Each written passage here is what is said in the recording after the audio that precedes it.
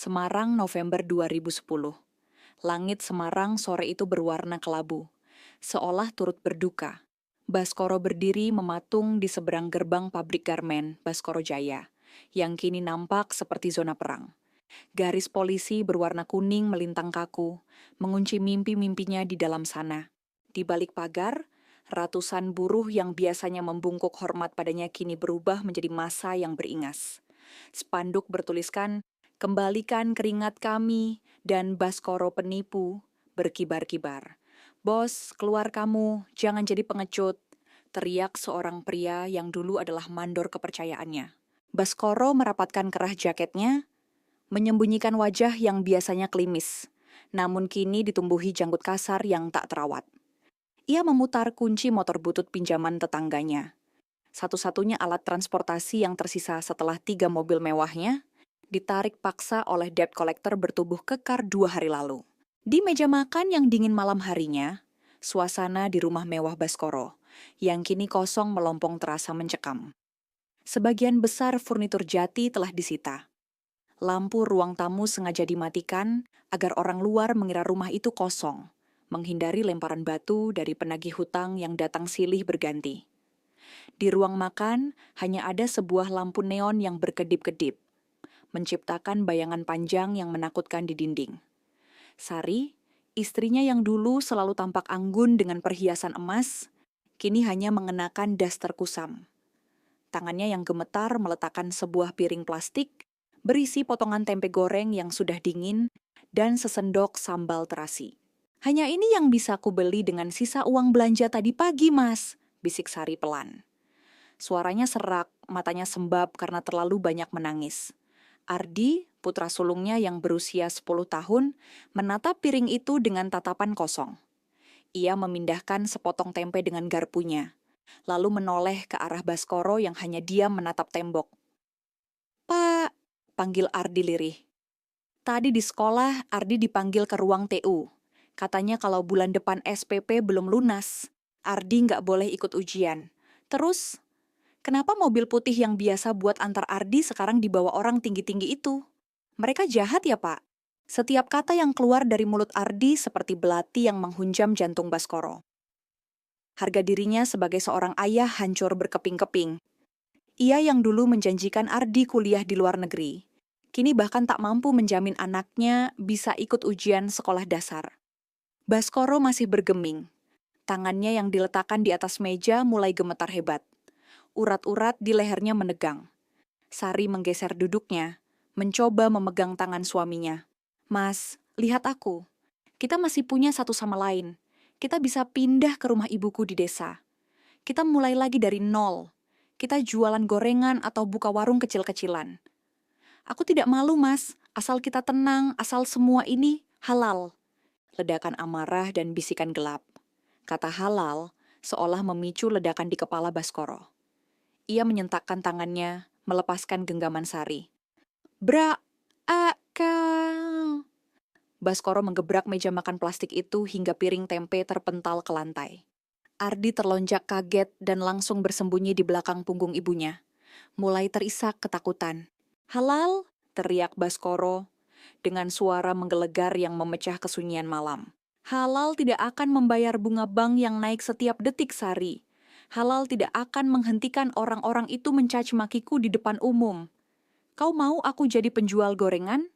Aku ini Baskoro. Aku tidak diciptakan untuk hidup melarat." Ia berdiri, napasnya memburu.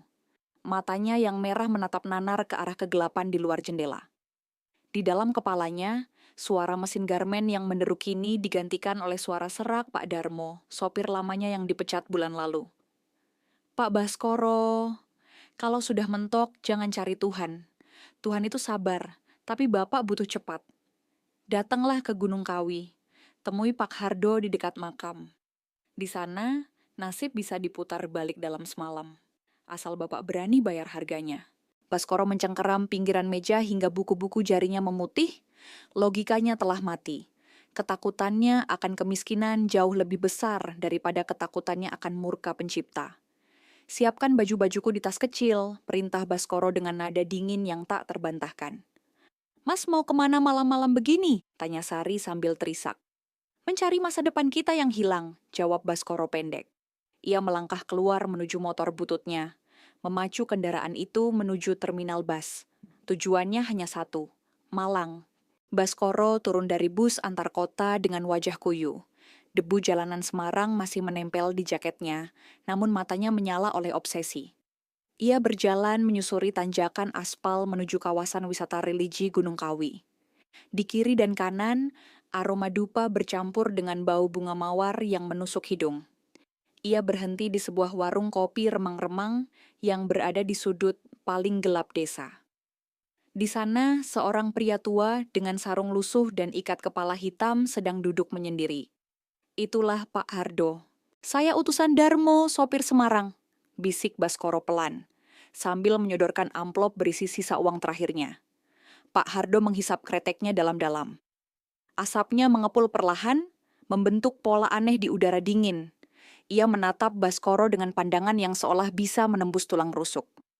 Darmo sudah cerita, tapi ingat, anak muda, Gunung Kawi punya dua wajah, suara Pak Hardo serak, seperti gesekan amplas pada kayu. Wajah pertama adalah doa kepada Yang Maha Kuasa. Wajah kedua adalah perjanjian dengan Yang Lama. Kau tidak datang untuk berdoa, bukan? Baskoro mengepalkan tinjunya. Saya tidak butuh khotbah, saya butuh emas, sekarang. Pak Dao Hardo tersenyum miring, memperlihatkan deretan gigi yang menghitam. Ikut aku. Tinggalkan semua benda suci yang kau bawa. Tasbih, ayat-ayat, atau azimat keberuntungan. Di tempat yang kita tuju, benda-benda itu hanya akan membuat beliau marah.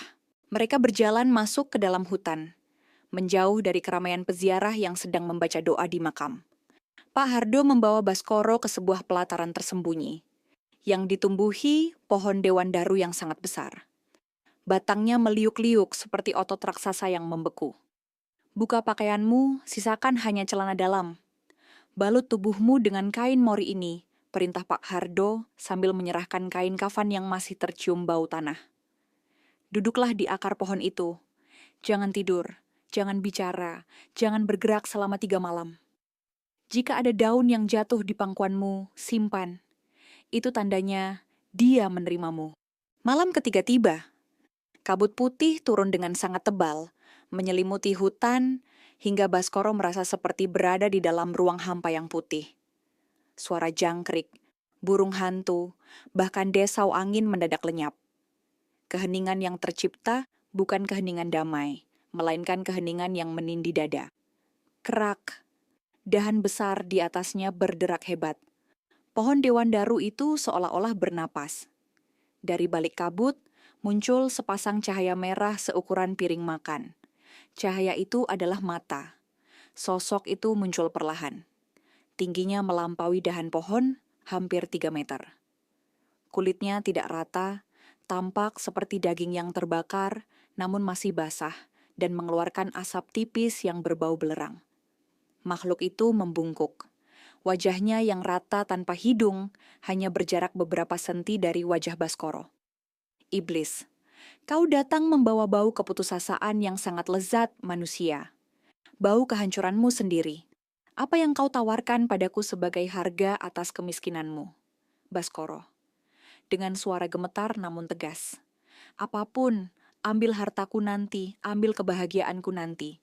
Berikan aku kekayaan yang membuat semua orang sujud di kakiku sekarang, iblis. Kesepakatan yang manis. Aku akan memberimu keran emas yang takkan kering. Tapi ingat, setiap 7 tahun, aku akan datang ke rumahmu untuk memetik satu bunga di tamanmu. Satu nyawa yang mengalirkan darahmu sendiri. Makhluk itu menjulurkan tangan panjangnya yang berkuku tajam, menunjuk ke arah dada Baskoro. Iblis, sebagai segel, kau harus membangun kolam di tengah rumahmu. Biarkan airnya hitam. Pelihara kura-kura di sana. Dialah mataku di duniamu. Beri dia makan daging mentah setiap malam Selasa Kliwon. Jika kau lupa satu kali saja, maka nyawamu yang akan menjadi santapannya. Baskoro mengambil belati kecil yang telah disiapkan Pak Hardo. Tanpa ragu sedikit pun, ia mengiris telapak tangan kirinya secara melintang. Darah segar mengucur deras, kental dan merah, membasahi akar pohon dewan daru yang putih karena kain mori. "Sepakat!" teriak Baskoro. Akar pohon itu seolah-olah bergerak, menghisap darah Baskoro dengan rakus. Tiba-tiba, sebuah buah dewan daru yang keras jatuh tepat di pangkuannya. Buah itu berubah warna menjadi keemasan di bawah cahaya mata sang iblis. Kabut tiba-tiba terangkat. Makhluk itu menghilang, menyisakan tawa parau yang bergema di seluruh hutan. Baskoro jatuh pingsan dengan tangan yang masih berdarah. Memeluk buah dewan daru itu seperti memeluk harta paling berharga di semesta. Ia tidak sadar bahwa di malam itu ia baru saja menjual setiap detik masa depan keluarganya demi kemilau duniawi yang sementara. Semarang, 2011. 1 tahun setelah ritual. Kehidupan Baskoro berubah seperti membalikkan telapak tangan. Dimulai dari sebuah sore saat ia membongkar gudang tua milik almarhum ayahnya. Di dalam sebuah peti kayu yang hampir hancur, ia menemukan sertifikat tanah di wilayah pinggiran Semarang yang selama ini dianggap sengketa tak bernilai. Entah bagaimana dokumen itu kini terlihat sah dan bersih. Hanya dalam hitungan minggu, pemerintah mengumumkan proyek jalan tol lintas Jawa. Tanah itu berada tepat di titik sentral pintu keluar tol. Nilainya melonjak dari ratusan juta menjadi 45 miliar rupiah dalam semalam. "Ini baru permulaan, Sari," seru Baskoro sambil menghamburkan tumpukan uang tunai di depan istrinya yang terperangah. Baskoro tidak berhenti di situ. Ia mendirikan perusahaan konstruksi Baskoro Mandiri. Secara tidak masuk akal, ia selalu memenangkan tender-tender besar, meskipun penawarannya paling mahal. Pesaing-pesaing bisnisnya satu persatu mundur. Ada yang tiba-tiba jatuh sakit sakau. Ada yang kantornya terbakar secara misterius. Dan ada yang mendadak gila. Baskoro tidak peduli. Baginya itu adalah pelayanan dari mitra gelapnya di Gunung Kawi. Istana di atas tanah angker. Di atas tanah seluas 2 hektar, Baskoro membangun istana megah dengan pilar-pilar beton setinggi 10 meter. Namun, arsitektur rumah itu memiliki satu keganjilan. Di bagian tengah rumah, tepat di bawah atrium terbuka, terdapat sebuah kolam bundar yang luas. Air kolam itu tidak pernah jernih. Meski telah dipasang filter tercanggih, warnanya tetap hitam pekat seperti tinta, memantulkan bayangan langit dengan cara yang mendistorsi kenyataan. Bau amis yang tajam, campuran antara darah dan lumpur rawa, selalu tercium dari sana. Di dalam kolam itulah tinggal si mata dua, seekor kura-kura raksasa berukuran hampir 1 meter. Tempurungnya tidak halus, melainkan berbenjol-benjol, membentuk pola yang mengerikan. Jika dilihat dari sudut tertentu, guratan-guratannya membentuk wajah manusia yang sedang menjerit kesakitan dengan mata yang cekung. Suatu malam Selasa Kliwon, hujan turun rintik-rintik. Baskoro berdiri di tepi kolam sambil membawa sebuah ember plastik merah berisi potongan daging sapi, mentah yang masih berlumuran darah segar. Sari muncul dari balik pilar, wajahnya pucat pasi. Ia sudah lama merasa ada yang salah dengan rumah ini. Setiap malam ia mendengar suara cakar yang menggaruk-garuk lantai marmer dari arah kolam. "Mas, sudah cukup," suara Sari bergetar. "Kita sudah punya segalanya. Kenapa kamu harus melakukan ini setiap malam Selasa? Bau ini membuatku mual. Dan kura-kura itu, kemarin aku melihatnya menatap Ardi dengan cara yang aneh. Matanya merah, Mas, seperti manusia." Baskoro berhenti melemparkan potongan daging. Ia menoleh perlahan, matanya tampak dingin, tanpa ada kehangatan cinta yang dulu pernah ada. "Kau pikir dari mana semua perhiasan yang kau pakai itu berasal, Sari? Dari mana biaya sekolah internasional Ardi?" tanya Baskoro dengan nada rendah yang mengancam. "Kura-kura ini adalah jantung dari rumah ini. Dia adalah tamu terhormat kita." "Tapi ini tidak benar, Mas. Ini syirik. Aku takut." Plak! Baskoro menampar wajah istrinya hingga terjatuh ke lantai marmer yang dingin. "Dengar baik-baik," geram Baskoro sambil mencengkeram rahang Sari. "Jangan pernah kau atau Ardi mendekati kolam ini. Jangan pernah membawa pemuka agama atau siapapun ke sini. Jika kau merusak keberuntunganku, aku sendiri yang akan melemparmu ke dalam kolam ini untuk menjadi makanannya. Paham?" Sari hanya bisa mengangguk sambil terisak, menatap ngeri ke arah kolam. Di bawah permukaan air yang hitam, kura-kura itu perlahan muncul. Kepalanya yang keriput menjulur keluar, menelan potongan daging mentah dengan sekali lahap. Sementara mata merahnya menatap lurus ke arah Sari, seolah sedang menilai berat nyawa yang ada di hadapannya. Kesombongan sang pemuja Baskoro kini menjadi pria yang tak tersentuh. Ia merasa telah mengakali sistem semesta. Ia menyumbang ke panti asuhan dan membangun masjid di tempat jauh hanya untuk menutupi jejak hitamnya. Namun ia tak pernah berani menginjakkan kaki di dalamnya. Ia lupa satu hal. Dalam perjanjian dengan iblis, manusia tidak pernah menjadi pemilik modal. Manusia hanyalah pengelola harta yang suatu saat akan ditagih kembali beserta bunga yang tak terbayangkan. Baskoro duduk di ruang kerjanya yang mewah, menghisap cerutu mahal. Sementara di bawah sana, kura-kura raksasa itu terus tumbuh, menunggu saat yang tepat untuk menagih bunga pertama yang telah dijanjikan di bawah pohon Dewandaru. Semarang, 2017, tepat 7 tahun setelah perjanjian. Malam itu, kediaman Baskoro tampak seperti pusat galaksi. Ratusan lampu hias melilit pilar-pilar beton, dan dentuman musik dari DJ ternama memenuhi udara. Pesta itu digelar untuk merayakan dua hal. Keberhasilan Baskoro memenangkan proyek bendungan raksasa, dan keberhasilan Ardi masuk ke Fakultas Kedokteran. Ardi, kini 17 tahun, berdiri di tengah kerumunan dengan kemeja sutra mahal. Ia tampak sempurna, tampan, cerdas, dan pewaris tunggal kekayaan Baskoro. Namun, tepat saat jam besar di aula menunjukkan pukul 23.45, suasana mulai terasa ganjil bagi mereka yang memiliki kepekaan. Suhu di ruangan mendadak turun drastis. Es di dalam gelas-gelas tamu mencair lebih lambat. Dan aroma amis yang sangat kuat mulai merembes keluar dari celah-celah marmer di sekitar kolam hitam. Tepat pukul 00.00, musik yang tadinya membahana tiba-tiba terdengar melambat di telinga Ardi, berubah menjadi dengungan lebah yang memekakkan telinga. Ardi berhenti tertawa. Gelas di tangannya jatuh dan pecah berkeping-keping. "Ardi, kamu kenapa, Nak?" tanya Sari yang berada di dekatnya. Ardi tidak menyahut.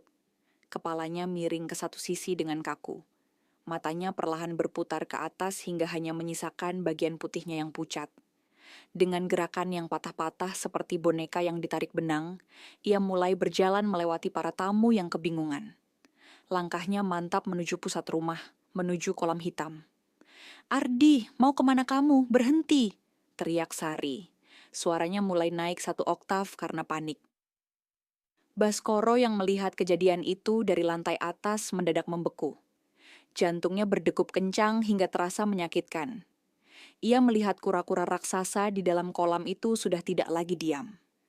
Makhluk itu mengapung di permukaan air yang hitam, menatap Ardi dengan mata merah yang menyala.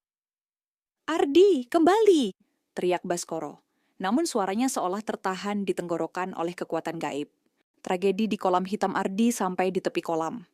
Tanpa ragu, tanpa rasa takut, ia melangkah maju seolah-olah di depannya adalah lantai yang solid. B-Y-U-U-R-R-R-R. Tubuh Ardi menghantam air yang hitam pekat itu. Secara logika, kolam itu hanya sedalam 1,5 meter. Namun saat Ardi jatuh, ia tidak menyentuh dasar. Air hitam itu mendidih dan melepuh, membentuk pusaran kecil di tempat Ardi tenggelam. Tangan Ardi sempat menggapai ke atas, namun terlihat sebuah bayangan tangan hitam yang jauh lebih besar, dengan kuku-kuku panjang menarik lengannya masuk ke dalam kegelapan air. "Tolong, anakku!" Sari menjerit histeris dan mencoba melompat, namun dicegah oleh para tamu. 2 orang petugas keamanan segera terjun ke dalam kolam. Mereka meraba-raba dasar kolam, namun mereka berteriak ketakutan karena merasa tangan mereka menyentuh sesuatu yang sangat dingin dan berbulu di bawah sana. Setelah hampir 10 menit yang mencekam, tubuh Ardi tiba-tiba mengapung ke permukaan. Ketika diangkat ke tepian, para tamu berteriak ngeri dan mundur menjauh. Ardi sudah tidak bernyawa. Wajah pemuda itu membiru, namun yang paling mengerikan adalah bekas luka di lehernya. Ada 5 bekas tancapan kuku hitam yang dalam, seolah lehernya diperas oleh kekuatan raksasa hingga tulang lehernya remuk. Dan yang lebih aneh lagi, seluruh pakaian Ardi kering kerontang, seolah air hitam itu menolak membasahinya, dan hanya ingin mengambil jiwanya. Penjara emas tanpa ampun Baskoro jatuh terduduk di atas lantai marmer. Ia tidak menangis. Ia hanya menatap kura-kura raksasa yang kini perlahan tenggelam, kembali ke dasar kolam, dengan membawa secuil kain kemeja Ardi di mulutnya. Satu bunga telah kupetik, bisikan serak itu kembali terngiang di telinga Baskoro. Sejak hari itu, Baskoro menjadi gila karena rasa bersalah. Ia mencoba mencari pengampunan. Ia mendatangi sebuah pondok pesantren tua di pinggiran kota. Namun, saat kakinya baru saja menginjak tangga masjid, kulitnya mendadak mengeluarkan asap tipis. Rasa panas yang luar biasa, seolah ia dipanggang hidup-hidup, menjalar dari telapak kaki hingga kepalanya. "Keluar, pergi kau!" teriak seorang santri yang melihat aura hitam pekat menyelimuti tubuh Baskoro. "Tempat suci ini menolakmu, wahai pemuja setan!" Baskoro lari terbirit-birit kembali ke mobilnya. Ia kini sadar sepenuhnya. Ia telah terjebak. Ia memiliki semua uang di dunia, tapi ia tidak bisa membeli doa. Ia memiliki istana, tapi istana itu kini menjadi sel penjara di mana ia harus menunggu 7 tahun lagi untuk tagihan berikutnya. Setiap malam, di tengah kesunyian rumahnya yang kini terasa seperti kuburan, Baskoro hanya bisa duduk di tepi kolam hitam, menatap kura-kura itu sambil merintih. Siapa lagi setelah ini? Aku atau Sari? Semarang 2024.